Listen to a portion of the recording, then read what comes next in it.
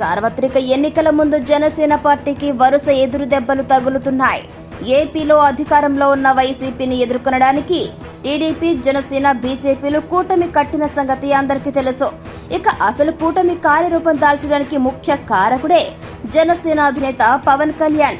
అయితే కూటమి ఏర్పడిన తర్వాత ఆ పార్టీ నుంచి ఎక్కువ వ్యతిరేకత వ్యక్తం కావడం గమనార్హం. 40 ఎమ్మెల్యే సీట్లు ఆశించిన జనసేన కార్యకర్తలకు భంగపాటు తప్పలేదు. కేవలం 21 స్థానాల్లో మాత్రమే జనసేన పార్టీ పోటీ చేయడం పైన ఆ పార్టీ కార్యకర్తలు తమ అసంతృప్తిని బహిరంగంగానే వ్యక్తం చేశారు. ఇక ఈ 21 స్థానాల్లో కూడా వేరే పార్టీల నుంచి వచ్చిన వారికి టికెట్లు కేటాయించడం పైన జనసేనలో తీవ్ర అభ్యంతరాలు వ్యక్తమవుతున్నాయి.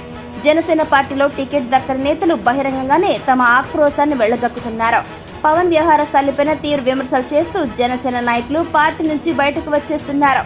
ఇప్పటికే పరుచూరి భాస్కరరావు, పితాని బాలకృష్ణ, పోతిన మహేష్, శెట్టిబొత్తుల రాజబాబు, మాకినీడి శేషకుమారి వంటి నాయకులు జనసేనకు రాజీనామా చేశారు. తాజాగా మరొక కీలక నేత జనసేనకు గుడ్ బై చెప్పడానికి సిద్ధమవుతున్నారు.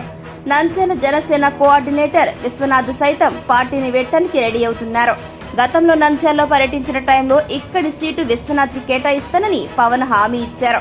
ఇక పొత్తులో భాగంగా ఆ సీటు ఇప్పుడు టీడీపీకి ఖరారు కావడంతో విశ్వనాథ్కు మొండి చెయ్యెదురైంది.